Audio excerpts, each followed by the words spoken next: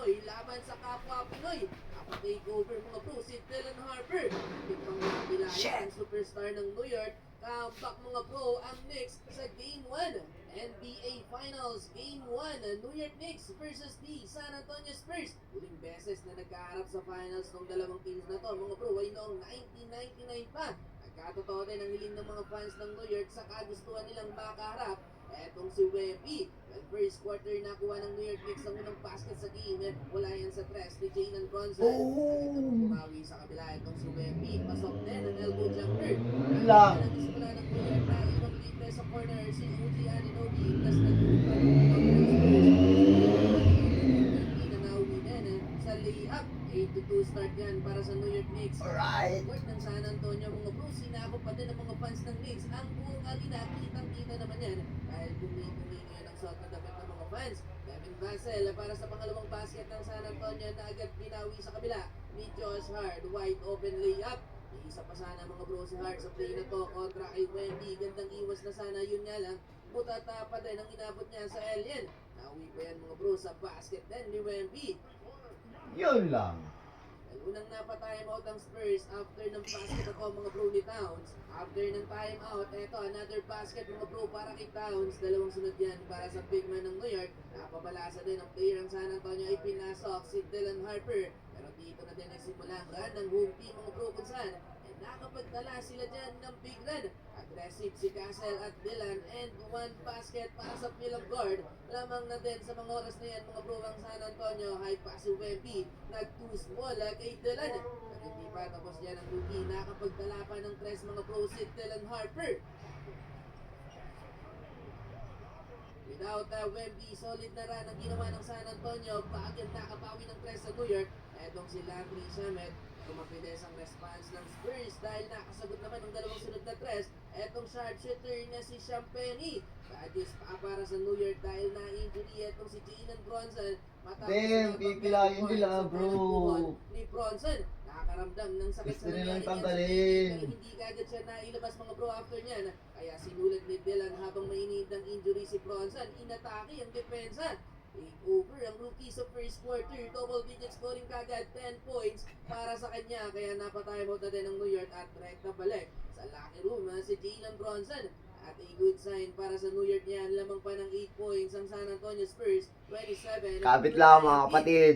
Marcos, Hotere, Alfred. Bronson, Tuz McBride to start the second quarter. Pasok ang wing 3-pointer.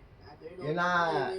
Yeah. Pero bawi ang alien, pinutata ang drive ni Towns sa ilalim. Oh, damn. damn. Foul sa play na yan si Kat, pero clean ang block ni Wemby. Iisa pa sanang block si Victor Wembanyama. Yun nga ang tinawagan na ng goaltending. Ang putata niya kay Alvarado. Aba pa naman ang galamay ng alien, Stephon Castle para sa unang basket ng Spurs sa second quarter. Pero bawi si Towns kay Wemby. Iwan ang depensa ng big man. Solid minutes para kay Jose Alvarado, 4 points sa bench ng New York. 8-minute mark mga bro ng second quarter. Gumamit ng challenge ang San Antonio dahil pinituan ng foul si Wemby. Pero na-overturn yan at pinituan ng offensive foul sa play na yan si Karl Anthony Towns. Bakit? Makalabas nang ipinasok si Jordan Clarkson. Gandang alley-oop assist ni George Hart para kay Mitchell Robinson. Kapituan niya lang ng foul after niyan si Kabayan Clarkson sa play din. Ang unang attempt ni JCP on the arc.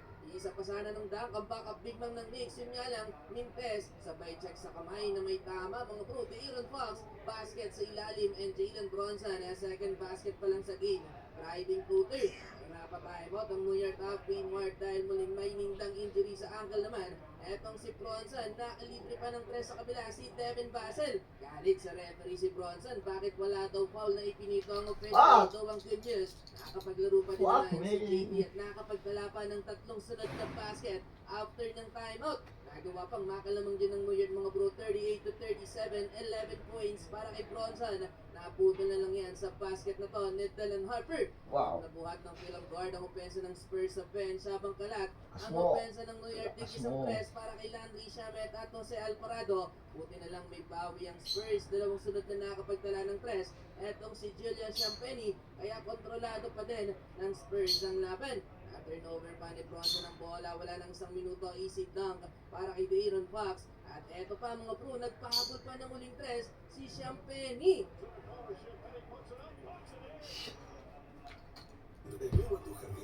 fantásticas ofertas de Gis. Ahorra hasta un 50% en una selección de muebles de exterior. Ahorra hasta un 50% en una selección de accesorios de jardín. Y también en una selección de muebles de interior. Ofrecemos una garantía de precio de 30 días. Gis, escandinavos en descanso y hogar.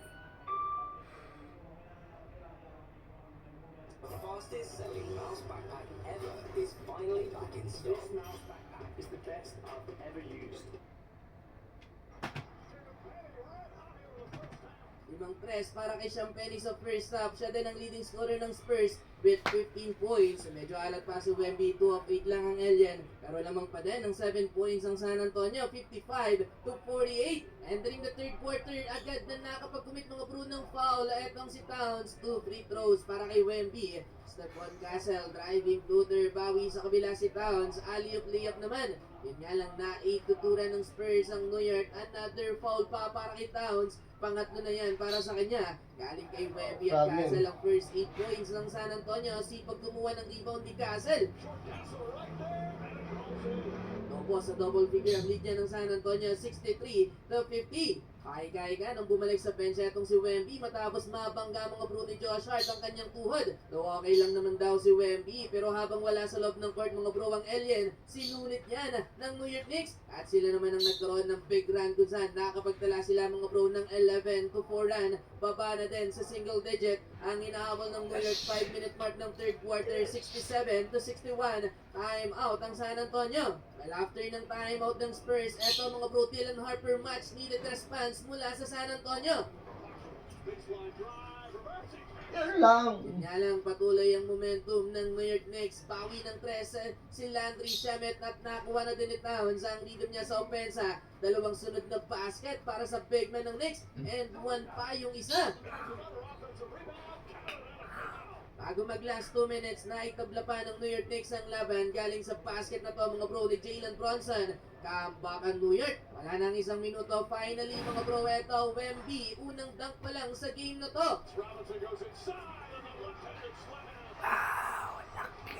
Unawi pa din sa tablang laban. Huling basket mula kay Deuce McBride. Bang shot!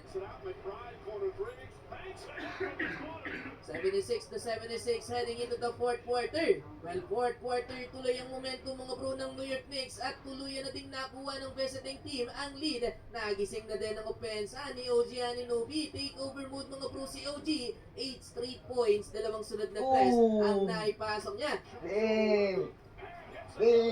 Nakalamang ng 5 points dyan ng New York pero may sagot dyan ng San Antonio mula kay Stephon Castle. Nakuha natin ng press. Mabilis na naitabla ng Spurs basket mula kay Devin Vassell, 86-86.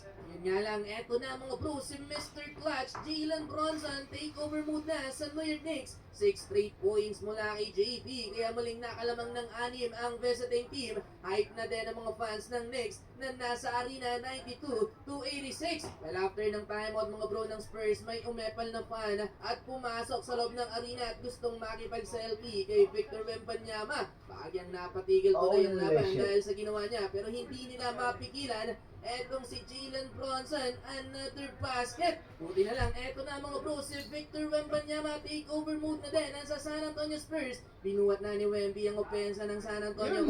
Nagtala ng 6 straight points ang Alien, baba sa isa ang inaabol ng Spurs. Last 2 minutes mga bro, eto Jalen Bronson sumagot sa New York Knicks. Clutch corner 3-pointer para sa superstar ng New York, 97-95. Parehas pang naipasok mga bro ni Bridges ang 2 clutch free throws na turnover pa ni Wemby ang bola at nauwi yan sa basket ng New York Knicks. So ulit panalo sa game 1 ang New York Knicks. Let's go!